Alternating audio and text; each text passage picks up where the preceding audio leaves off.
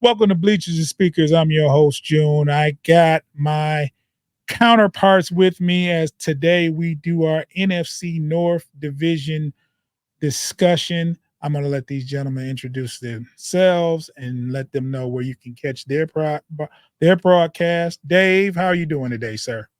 I'm doing pretty good for this Wednesday as we record. It's OTAs are underway, and everybody's excited to see what's happening on the field over at Egan for who? The Minnesota Vikings, of course. And I am the executive producer over at Vikings First and Skol. You can find all our stuff anywhere you type Vikings First and Skol, podcast, YouTube, written. It's all there. But Mr. Pay, how you doing, sir? I can't call it, man. It's a hump day. Happy the week is halfway over. We are halfway through another week of football-less action. Almost there. Dave and June. Mm-hmm. So I'm your man to know for all things Bears. The Bear Claw Pod, also underneath the Fans First Sports Network umbrella. We are the official place to get all your Chicago Bears information, news, reaction, a lot more reaction than the first two things that I mentioned. But yeah, the Bear Club Pod, everywhere you get your podcasts. Okay. And you guys have shows tonight, right? Yes, sir. Yes, sir. What's going on tonight? Well, on the Bear Claw, we are starting season 2 of Pay Dirt. Pay Dirt is our football gambling advice show. It is a simulcast. It is a partnership between my channel, the Bear Claw Pod, and Running Through the Jungle, which is a Cincinnati Bengals podcast, also underneath the FFSN network. We will be talking futures, so always a fun time. Okay. And on my channel, we have the Real Forno Show, where Tyler has an interesting thought. We have a left guard in Blake Brandel. Blake has been a good backup, multi-purpose offensive lineman for the Vikings since he entered the league 3 years ago. He's been sort of that 6-man off the bench. He's played both guard. I think he's actually done even a little center and tackle. Well, he's got the start this year at left guard. And Tyler's wondering, will he be the next Josh Metellus? And by that he means homegrown star that makes that leap from the 6th round into a quality starting offensive lineman. I hope the answer is yes, but we're going to have to find out and watch tonight to see what Tyler thinks. Okay. And for those that are tuned into my channel here, subscribe to Bleachers and Speakers on YouTube. You see, if you're watching here, you can also subscribe to Motor City Metrics. And for your audio feeds, you can. We're on all podcast streaming platforms. All you have to do is type in Bleachers to Speakers, FFSN, in your platforms like Spotify, iHeartRadio, Apple Podcasts. Follow us there. Download the episodes. Gentlemen, I have a question to ask you about these OTAs. Me personally, I haven't been the kind of person that follows or pays attention to OTAs. And I'd like to know, and I'll start with you, Dave. Do you put a lot of stock in OTAs? Not a tremendous amount of stock. I do put in some. I do want to hear how the players are looking, how they're learning, where they are positioned. You know, we drafted J.J. McCarthy. Well, he's the 3rd quarterback coming off the bench right now. He's got to earn his way up. Now, the question is, will he or not? I don't know.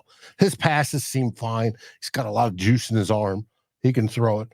But what I'm seeing is they're actively working on his footwork. They're changing it up a little bit from what he did at Michigan. So things like that I take and look at. And for a quarterback, that's fine. For wide receivers, Justin Jefferson isn't there, right? Which I think everybody in the world knows. Well, that gives opportunities for Jordan Addison, Jalen Naylor, and everybody else in that wide receiving room to get more touches, right? They're only doing 7-on-7, so that they're not getting a whole lot anyways. What I miss is the old linemen and the defensive linemen, but we're not going to see that till training camp. So, but it's just it's a good measure to see who's learning, who's not learning. Speaking of not learning, Lewis Seen, the first round safety we drafted a few years ago on Kwesi Adofo-Mensah's first draft, doesn't even rate backup status. He'll probably be gone at the end of the summer, I would suspect. Mm-hmm. And it's just those little things, the little bits and pieces that come out of it. And also the stories about the players. Those are pretty cool too. We get to learn them, get excited. Yeah. Pay, what do you think about OTAs? OTAs for the fan, for the general observer, it probably doesn't, unless you're like a super fan, is like, yeah, football, so organized football. Yeah, I love it. Maybe it hits you the right way, but it's not games. It's not actual padded practice. It's more so walkthroughs. For a young team, an up and coming team, it is important. It is where you plant the seeds of success. Coming out of the rookie mini camps where you're doing a lot of delivering the terminology, a lot of meet and greets, a lot of working on, let me see your footwork, let me see your technique, stuff like that. And now you bring in the vets for OTAs, and so we can get back into the mold. All of these things are great for a team that is, like the Bears, who followed a 3-win season, but with a 7-win season. This is the time where you make your hay. Now, for a veteran team, a team that's right on the cusp of doing some big things, or maybe even had success, a la the 2-time defending Super Bowl champs. This time of year is just, I'm here. I'm just here so I don't get fined type of action. But so you can it's 6 in one hand, half a dozen in the other. It can be good, but it can also just be, an impediment to your day. Well, I got a question. Pay, I keep seeing things like your quarterback's dropping footballs in buckets, that he's the best. Even saw one that said he's further than Pat Mahomes was his rookie year. I saw that same video. But that portion of OTAs, now, obviously it's done by the public relations people of the respective teams, is to get fans hyped. And NFL's 24/7, 365. It has become that. And as long as you can get your fan base psyched up, hyped up, and riled up for the season, that's a good thing. And that's part of what this is. Most definitely. Like you said, the NFL business don't stop. This is 24/7.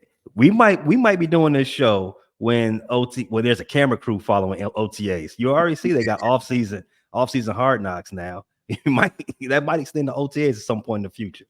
But yeah, the public relations department, they're going to put out all the fluff pieces, all the highlights, and those are going to get circulated through all the talk shows, all the radio shows, and that just helps the business more. As a fan, I don't mind. I understand what they're doing, and they're going to get my dollar at the end of the day anyway. So it definitely it's all part of the game. Shout out to the Wire.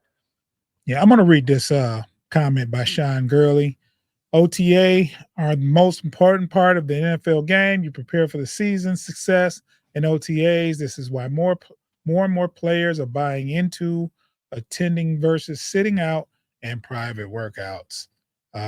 Mel says, hi, Dave, June, and Pay, and she agrees with what Sean says. So, yeah, I mean, maybe I should pay attention a little bit more to them. But let me ask you this, Dave. Does these things worry you like you have, like you mentioned, JJ not attending, during, for maybe contractual reasons, but would JJ be at these workouts even if he was under contract? Was he there last year? No, he wasn't there last year, and we didn't expect him here this year. Now, I would like him to get some reps with our quarterbacks, whether it be JJ McCarthy or Sam Darnold. I'd like to get that chemistry going. But him not being there, I'm not worried about him. Part of OTAs is you're going through your initial installment with the vets of the offense and the rookies for that matter. They saw it last week as well. You're going through all of that. Now, because JJ's not there, he will be there for the mandatory one in June. He's already said that. So for him, it's a contract thing, and he's waiting to make sure he sets the market. We were talking pre-show about setting the market with quarterbacks. He's going to do it with wide receivers. So that doesn't bother me. There was, I think everybody on the Vikings showed up except for JJ. And there may have been a couple guys that were rehabbing. TJ Hawkinson was one of them. He was there, but he was gimping around still. And things like that. And as long as the whole team's basically there, you can do that. You go through the classroom periods. That's what a bunch of this is each, position group will get in their rooms and they'll go over stuff, and then they go out and they try to demonstrate some of that on the field, and then they come back and they'll do it again, and it's rinse and repeat so they can get all that in, and then they go over it again in training camp. Hopefully they've absorbed all of that. But that's what it is. I'm not worried about JJ because he's already proficient. If it's somebody that's new to the system, or you have a new system, right? Say you get a brand new offensive coordinator that's changing everything up, or a brand new defensive coordinator that's changing everything up, then the players need to be there, because you're going to have to learn that stuff. And that's where OTAs are becoming so important. And generally, if you have those situations where you've got a new offense or a new defense being installed, you'll see everybody there, at least all the starters. You're not going to get the holdouts. Okay. Well, we might have to come up with some different lingo, because you have two JJs now. You have Justin Jefferson and you got JJ McCarthy. Because I was thinking, wait, hold on. McCarthy. Well, what I should do is what Justin Jefferson told JJ McCarthy. He goes, "You can be JJ. Jettas or Jets." Okay. There we go. And Mr. Foster is in the building, aka the Frontline Apparel CEO. I got me a Frontline Apparel shirt. You can get one from him too, along with your other apparel needs. How you doing, Mr. Foster? I'm good. Just late. rolling in. Just late. Yeah. Correct. They got traffic in Detroit. Oh my God, what? Yeah, the city's get an influx of new people now, right? You read that, huh? You paying a little too much attention to Detroit, bro. Hey, I'm what can I say? I'm a worldly guy. What can I say? You got the population's booming, and so is the bandwagon, from what I understand. Yeah, I was surprised to read that the other day. I'm surprised you know about that. Gotta watch you, Pay. I gotta watch you, man. This is from a territory you shouldn't be paying attention to, man. Just stick to the Lions, maybe the Pistons. I mean, you can ignore them for a little while, but just stick to the sports, man. Stick to the sports. Foster, we were just talking about OTAs and everybody's seeing how everybody feels about them. And I'm gonna ask you the same question. How do you put a lot of stock in OTAs? Not a whole lot. I mean, it's the first, opportunity to see everybody together, for the most part. And I guess it can be interesting to see who decides to show up, who doesn't show up, and speculate as to why. But it's also another opportunity to see where people are at physically. We've got some guys that are one in particular that's come back in pretty good shape. So that's always good to see. But it's just the building of all the narratives and storylines that are to be created once things are mandatory and we start getting into training camp. So not a lot, but it's just another formality in the off season stuff. Okay. Is that person in particular you're talking about, Mr. Brick Martin? Mr. Brick Martin, yeah, he's got He's not Broderick anymore. He's Brick Martin. Built like a brick house now. So but yeah, that's who I was referencing. For sure. We're going to take a quick break here. You'll hear some from my people that's watching. We'll be back in 15 seconds. If you're listening, you're going to hear some wonderful ads, I'm sure.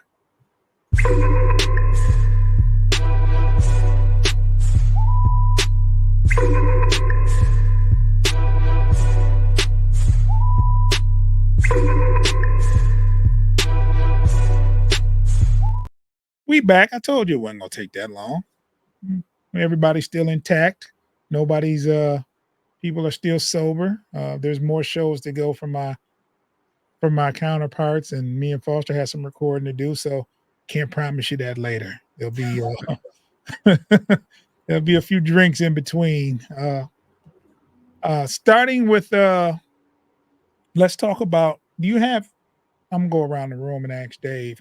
I don't know if you paid any attention, but do you have any signings to note? Because the reason I bring that up is because Bo Nix recently signed. He's like the only quarterback to have signed so far.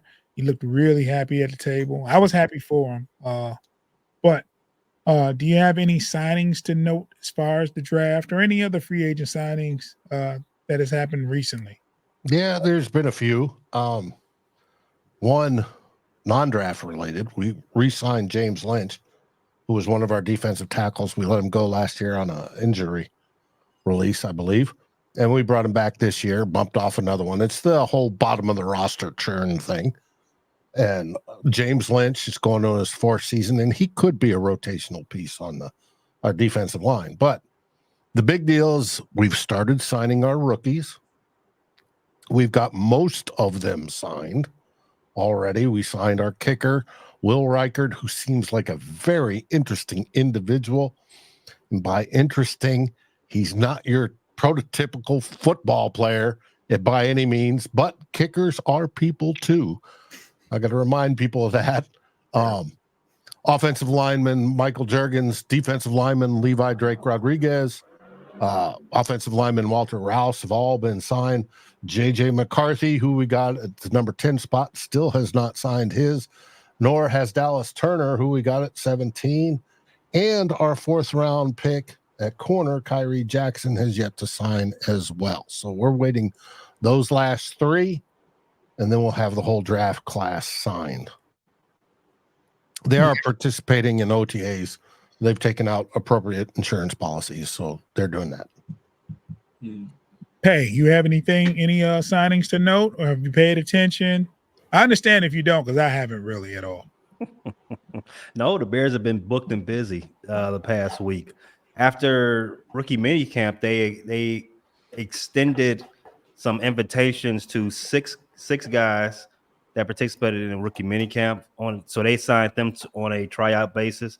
I'm not going to read the names off because I'm pretty sure no one's ever heard of them. But one of them is the son of a former Bear from back in the 90s.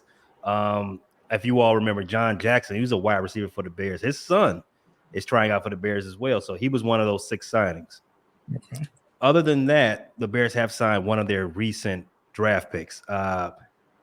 The world famous 4th round pick, Iowa punter. Yes. He was the first draft pick signed for the Hunters Bears. are people too. Yeah, that's what they tell me. The best out the way. Yeah. Well, I can tell you Green Bay's got all their class signed except for their first rounder, Jordan Morgan, second rounder, Edgerrin. I guess I probably butchered that. Cooper and Javon Bullard.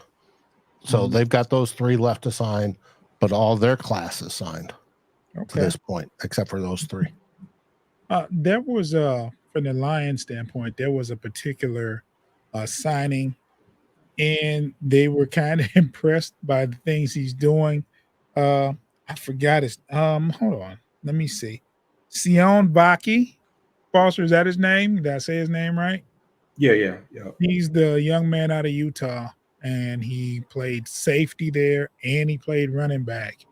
And when he was drafted, I'm thinking, okay, they're going to put him at safety, right? There's just no way. But they've been projecting him as being the third running back, which was surprising because we have Craig Reynolds as our third running back. But they say he's been working at running back, and they're very impressed with his came in shape and running pretty well. So we'll see. Foster, do you know of any do you have any signings to note as far as the Detroit Lions? Yeah, the majority of our draft picks outside of Terrion Arnold and whoever we picked second, but Christian Mahogany, Gio Manu, Makai Wingo, and as you said, Vaki as well have all signed. We also signed CJ Moore, who's kind of a special teams gambler. The gambler, yes, the gambler. So Shohei Ohtani? Not quite that value, anyways. But those are the most notable signings. And it's funny, I was asking Dave last week how you feel about how your defense is and all that, and I totally forgot that you guys drafted Dallas Turner. I think I intentionally tried to wipe that out of my brain. Yeah, that's not nothing good to remember. Yeah, so when he mentioned that, I was like, oh wow, they did get my dream draft pick. Dream pick, yeah. But we are happy with Terrion Arnold and Ennis Rakestraw. He's the other guy that hasn't signed as of yet. So okay. I don't foresee them having a problem getting them signed. The cap space is at a good number there, and it's just a matter of time. Did you hear anything about Enos and his where they projected him to play? Because the reason I asked that is because of the offseason signings with Robinson and Carlton Davis, along with drafting Terrion. Did you hear anything about Enos or we're gonna call him Rakestraw because that sounds like real close to something else, but I think they have Brian Branch moving over to a more of a full-time safety role, opening up that nickelback situation for him to kind of take a shot at that, along with Robertson, who also got signed. So he won't be necessarily thrown right into the fire, but I think they're going to utilize Branch more so in that full-time safety role, just to kind of open things up for the new cornerback. So it should be a good competition going into camp, and nothing wrong with having some guys fight for as many snaps as they can, because you can never have enough guys in the secondary. We know what league we're playing in. Right. Is Branch hurt? I've been hearing things about him not. Yeah, so when they obviously he was old teammates with Terrion Arnold. So the first time that we realized that he was hurt was when he was kind of on that little wheel, the scooter. The scooter, yes, which I thought was just a scooter. We got those scooters downtown but no, his knee was propped up on that. So I don't see any. I mean, there were a decent amount of guys that are still recovering from injury. But nothing, threatening to the beginning of training camp. But yeah, guys like Derek Barnes, who got hurt in the in the 49ers game, Brian Branch, DJ Reader, Kirby Joseph, Emmanuel Mosley, of course. Those are just some guys that weren't ready to participate in OTAs, but obviously we're still a couple months off from, the big thing, the big thing. So not to be worried about. Dave, do you have any injuries or any injury reports from Minnesota? There's, of course, TJ Hawkinson still recovering from last year's injury, his ACL. Yeah. There's I haven't heard of anything fresh that has happened in the last couple of weeks. We did sign. You want to get back to signings? Sure. And who you brought in for somebody that's injured? TJ Hawkinson, it's debated when he's going to be able to return, right? Some people are hoping for week 1. Well, the timeline of, because he pulled his MCL and tore his ACL, and when he finally got his surgery on the ACL, puts it November, December time period. Yeah. If at all for the year. Well, we went out and we signed Robert Tunyon, who should sound familiar because he's played with Packers. every team in the NFC North, Unfortunately. and now with the Vikings making it the hat trick. Play for the Lions? Yep, he was briefly on the Lions. Okay. I remember the Packers then. Yeah, well, he was good on the Packers. Aaron Rodgers loved him. Yeah. But supposedly he was briefly on the Lions at one point in time. So, and of course, last year he was in Chicago. Dropping passes. Was he? I didn't even remember. I guess I kind of remember that a little bit. But. Yeah, that was, you can see the disgust on page 7. Dropping passes. It was Very forgettable time there, I guess. He was good 2 years ago, but that was 2 years. I'm sure you guys have the same type of fans where hey, we need to get this vet. He was good 2, 3, 4 years ago. Maybe he'd be good for us. Well, probably the reason why he hasn't been good the last couple of years is because he's, gone on that backside of the hill. A Boeing jet. A Boeing jet. Wow. It was too soon. Hey, you got any injuries to report? Any upgrades? Any of the sort with the Bears there? I don't think we have any injuries at this moment as we're recording this. We did have a one pretty notable one during rookie minicamp. That was our first round draft pick. He was held out for a couple of days with an ankle injury. That's Rome Odunze. So, but as of right now, everything seems to be fine, and that didn't really, bother anybody. It wasn't any red flags with him being limited so early in his professional career, because as you know, Rome wasn't built in a day. Oh, here we go. Wow.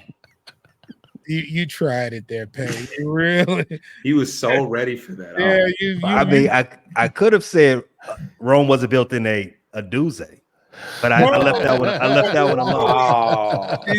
You just had to do it. Cut. To do it. I gotta edit that out. I gotta figure out. Just dump that, Foster. Dump that. We're gonna dump that. Did drum you do that? Just dump that. Yeah. Mel says mute his mic. Yeah. Tough crowd. Yeah. Now, all week. When it comes to injuries for the Packers, I did read one interesting piece this morning. Good. Give us the news. Christian Watson. Oh. Wide receiver. Right? It's pretty good. He's rehabbing, right? Because last year he keeps popping hamstrings. And the story was about how he's got this new rehab doctor or whatever that's told him he's got to get symmetrical. One of the reasons when he first injured it in college is that his other leg got stronger, and then it compensates while it heals. That's a normal body function. Everybody does that. But he didn't get the other leg up to full speed, and of course then bang goes the other one. And then he's trying to get that done. And then he's learning about not only do the legs have to be symmetrical, as in both left and right is equally strong, but your hammy and your quads have to be symmetrical strength-wise. Because if the quads are overpower strength-wise your hammies, you're more likely to pull a hammy. If your hammies are stronger per whatever ratio it is than your quads, you're more likely to pull a quad on your leg. And so he's working, the story was about how he's learning that that's important and how he's working to strengthen his legs so that they're equal. Unilateral work is very important. Mhm. Now, does that bode well for all of us? Yes. No. Oh, I mean, if he gets it to where he no longer pops hammies, every season, that hurts us. But well, may his hammies continue to pop. That's terrible. I He- mean, for the he better was- of all of us. I mean, we all agree. I mean, we're I'm only looking out for number one. So I mean, I'm with June here. I remember. I haven't forgot that Thanksgiving game. Yeah, I did not expect that type of performance out of him. Just coming back off the injury list. No, then he does that. Blew my parlay real early. I was not happy. Not a very good holiday. no. Who you telling? Yeah, I mean, that's what happens around here at Thanksgiving time. I mean, it just happens. You did try to warn me. Yeah, it's just that's the way it goes. I mean, win the week before, win the week after, and Thanksgiving is usually the dud. It's We spoiled. got you all on the schedule for Thanksgiving, right? Yeah, that's going to change this year, though. Oh wow. Don't get too. Yeah. I thought he was trying to. Yeah, He was I wanted to reel him in a little bit. Get zap right back. Yeah. No, not going to happen this year, though. Pay not going to happen this year. We usually have problems with Green Bay, though.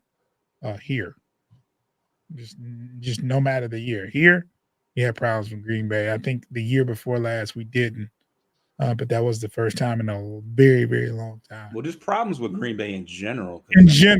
not fun going to Lambeau, but the last couple of years we've kind of had the number. But yeah. So they've been a thorn for everybody in this division for a while. Yep. But this division knows each other so well, and they play each other so close almost every year. That's what makes part of this being, one of the best divisions out there and most entertaining to watch, because all the games are close. They were all close last year, and they'll all be close this year, unfortunately. Mel in the AFC North. Mel, I was misconstrued. There is Thanksgiving football from the Lions. There will not be a Thanksgiving loss because we're playing the Bears. Not because we're playing the Bears, but we are playing the Bears, and there will be a win. There will not. I'm saying that. Not saying the Lions aren't playing. They're just not going to lose this year on Thanksgiving. To be continued. To be continued. Yeah. Let me ask you this, fellas. Now, I'll start with Dave again, and you can answer first. Will this be the toughest division in football next year? I think so. It'll have 4 premier quarterbacks and good offensive weapons all around them. And the defenses are good. Okay. Pay? When you say, well, the way I see it, when I say tough, I liken it to what we've seen out of the NL Central the last few years. It's competitive up and down. Not necessarily an elite team, but everybody can take punches.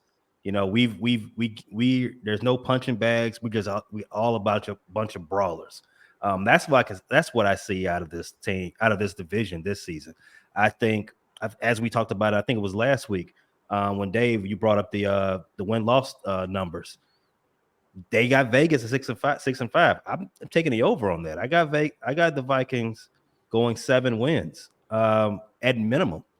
I think that's pretty fair. I think the Vikings are going to be better than what most people think. I do think the Vikings will probably be the last team in the division, but I don't think they'll be a typical last team. I think 6 wins, 7 wins, maybe mess around and get 8 and 9, and that's coming in 4th place. So tough, yes, very much so. The toughest, maybe not from a ceiling perspective. I still think the AFC North is the cream of the crop. They they save for an injury to one of the better quarterbacks in the league. Right. They might have put all 4 teams in the playoffs last year, and they're looking to do the same thing this year. Who's in the NFC AFC North?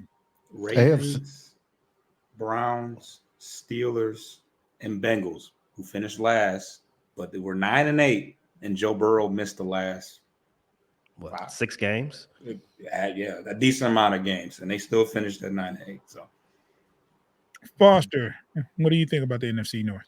yeah, I was, Pay kind of stole my thunder with that one. I mean, you got to think as far as quarterbacks. Now, I don't know who the Browns quarterback is Deshaun Watson, who, for all intents and purposes, should be back to good because he got hurt last year. But yeah, you talk about quarterbacks, you got okay, all right. But yeah, you got Jackson, the Ravens quarterback. You got Watson, you got Russell Wilson, and for what it's worth, there. And then, of course, you got Joe Burrows as well. So, that division always seems to have a really strong. Those teams used to tend to have really strong defenses as well. You talk about the Ravens, Steelers, but yeah, I think that outside of that, you got a lot of divisions with at least one pretty bad team, like your NFC West with the Cardinals and. Well, you got a couple. It's top heavy in the NFC East with the Eagles and Cowboys. But yeah, I think that we're NFC North is probably a division where everybody's going to kind of beat up on each other, and that's going to keep us from having, like you said, that top notch, high ceiling team. But Lions might be pretty elite. The 15-2 record. The ways what? Oh yeah, yeah. They did because we beat up on each other. We're not going to get that. Right. I don't know if any team's going to be that good. But how many wins did the Niners get? 13? I think they had 12. They lost 3 in a row early in the season. Yeah. And then they had about 12 wins, and then Baltimore went in there and thrashed them. I think they finished the season 12-5. Were they 13-4? Who? Oh, the 49ers? Yeah. Probably. Oh, that's right in front of me. I have to look it up. 12-5, 13-4, around there. 12-5. Yeah, that makes sense. Yeah, 12-5. So, well, I mean, I don't never consider the NFC West as an elite division as well. I think they're sort of like going to be similar to what I think the NFC North is going to put out this season. It's going to be some tough teams, some tough battles, as they always do in the NFC West. You got strong defenses, you got character franchises, and you're going to have probably the winner of the division mess around and get 12 wins, and the best divisional record is probably be 4-2. Yeah. Mm-hmm. Far cry from the NFC South. Far cry. Yeah, I'd like to see that division do better though. Like it was just like they made the playoffs by default. Like they weren't even like Tampa Bay wasn't even that good of a team, even though they played pretty well versus the Lions in the playoff game. But it was like up until the last couple weeks of the season, you didn't know who was going to win the division, but they were not that very good. None of the teams were. It was like a toss-up. Like, what was Tampa Bay's record? I think 9-8. Yeah. So, yeah. That's what it was. And Baker had his revenge in the playoffs. That's for sure. Yeah, for sure. Baker got himself a contract. Yeah. What was his contract numbers? On about 35, somewhere in there. We were talking about how the market before, I think it was before the show. We were talking about how much money these quarterbacks are making because of the market. And that'd be very interesting to find out. Somebody can look that up real quick. 3-year 115, so that's like it's 35. Math is not my best. What's 3 years 115? They couldn't round it to 120. Okay, so 120 would be 40. 38? So yeah, that's about 38 million, right? Mm-hmm. That sounds right. Dang, I'm looking. That's a lot of money for Pay. You thought Goff got a lot of money there, right, Pay? So I'm looking at Spotrac. 50 guaranteed. Yeah, that's what I'm seeing. I see on Spotrac he signed a 3-year, $100 million contract, including $28.8 million signing bonus, $50 million guaranteed, average annual salary of 3,333,333,333. He will earn a base salary this season of $1,125,000, signing bonus of, like I said, the $28.8 million. All right. Good for him. And this is the most important part. He has an out after this season. That's pretty big. He still has an out before the actual contract actually kicks in. So he because has to show and prove. no, when you say out, that means he has a way out, or they can.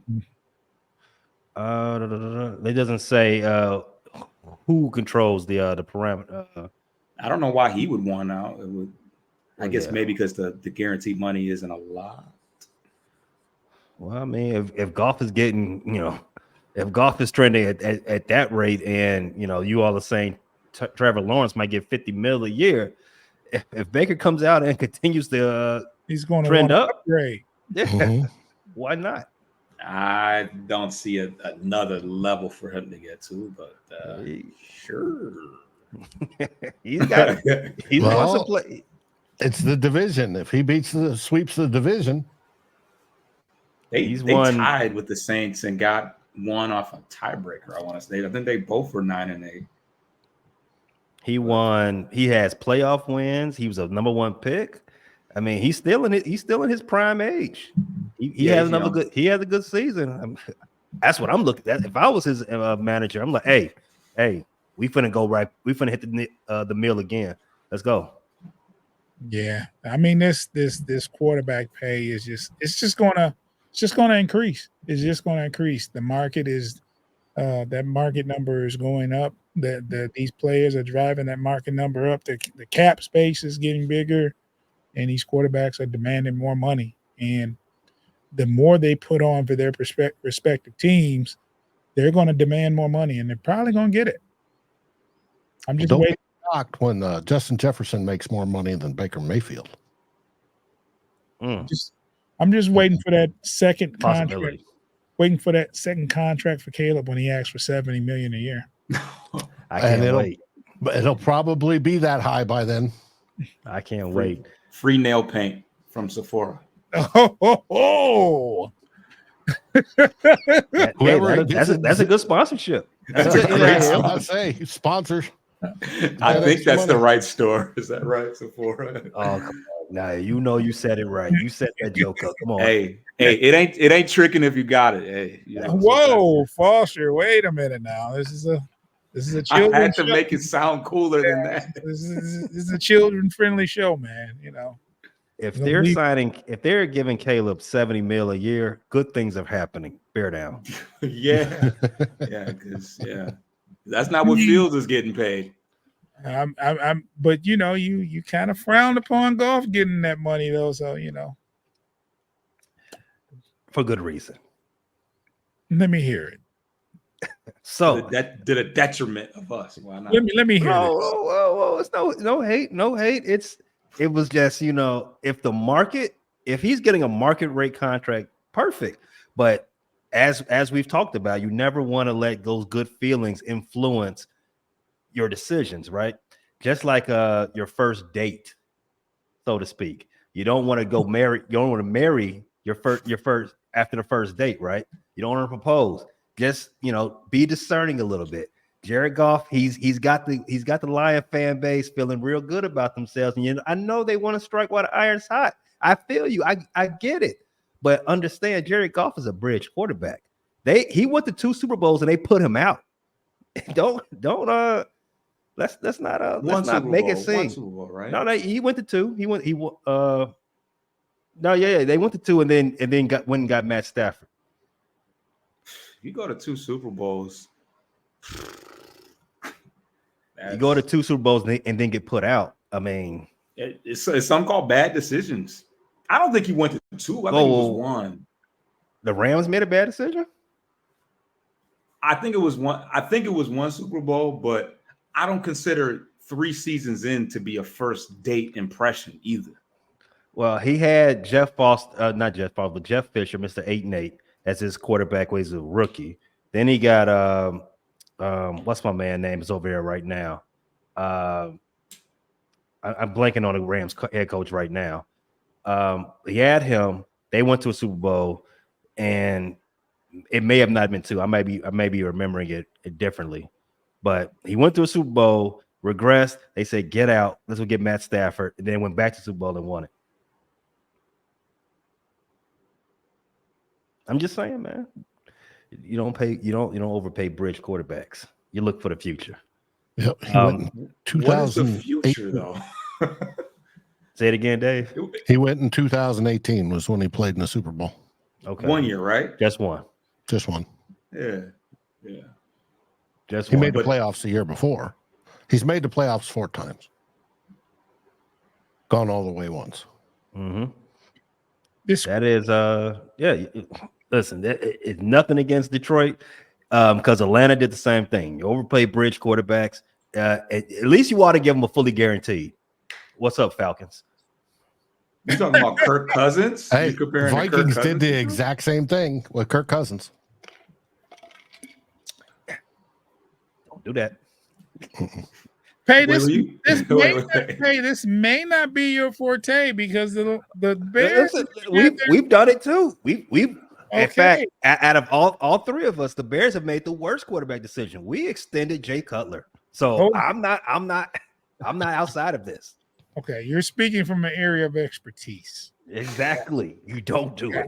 Gotcha. Uh-oh. Goff fumbled. Yeah, I definitely get what you're saying now. I mean, I personally thought the number was a little high, but I think the case he's made for that raise and the market drove that number up. That's all I'm saying. I thought it was a lot of money to give out, but hey, It is a lot of money. it's not my money. So Yeah. That's important. It's not ours. and we still have a lot of space under the cap. So hey, it is what it is. And then on top of that, the Lions have signed 2 other players of note, Penei Sewell and St. Brown, to lucrative contracts, and still are at pretty a good amount under the cap. So a lot of cap space, and I guess it is what it is. I mean, hey, that's why I'm sitting here, and they're in their place. Now, I did look up. I had misspoke. I thought he was like 4th or 5th highest paid quarterback. I was wrong. He is number 2 behind Joe Burrow. It goes Burrow, Goff, Herbert, Jackson, Hurts, Murray, Watson, Cousins, and then Mahomes. For now. For Yeah, this year. it's all in timing and the fact that he's also the most recent to like the next set of guys. Like Next set of guys, like I said, Lawrence is gonna Trevor Lawrence gets that 50. That list drop. goes down. Tua's holding out of camp right now, waiting for his. So Yeah. So Tua does not belong in the top 5. I said it. If it aggregates and Dolphin Nation gets mad at me, if Tua and I wants to fight with me, I said it. Where would you put Tua? I would put Tua. I would give him. That's if I decide to extend him. I would give him a contract somewhere between 7th and 10th highest. Okay, that puts him in the 45. Oh yeah, that's fair. Yeah, he should get paid more than Daniel Jones. That's fair. Everybody should get paid more than Daniel Jones. Whole bunch of guys. Yeah. how much is Daniel Jones getting paid? $40 million a year. Because it was last year and that last. You can't tell me if you're giving Daniel Jones that amount of money, you can't have anything bad to say about getting his money. Daniel Jones is extremely overpaid. This is exactly what I said. He had one good season. In fact, he had one good half season. You don't propose after the first date. Now that is a first date. That is a first date. Well, he did beat the Vikings in the first round of the playoffs that year, 2 years ago, and that's what got him his contract. It's got to be the Vikings. He won a playoff game. Hey. Yeah, I guess you paid, huh, Froster? Hey, that's what Goff did that. I mean, not the playoffs, but he beat the Vikings twice. Oh wow. Well, not 3 times in a row. That was because the Ed Donatel defense, and he handed that game to the Giants. God, that was so bad. okay. Well, I guess that concludes our show for today. Foster, if you want to tell the people where they can catch us and your baseball show. Yes, so you can catch us on Motor City Metrics for the live NFC North shows. You can catch us on Bleachers to Speakers as well on YouTube. You can catch us on all streaming platforms for the audio portion, and brand new Detroit Tigers show where we're the frustrated Detroit fan base right now because the Tigers are really stinking up on offense. Yeah, big time. And that the name of that show is called Corner to Copa. And you can catch the live shows on Bleachers to Speakers and on all streaming platforms. You can just look it up and it will be on there, me and Coach. Okay, you want to run it back where they can find you? As always, you can catch me on YouTube at the Frustrated Chicago Sports Fan and anywhere you get your podcasts.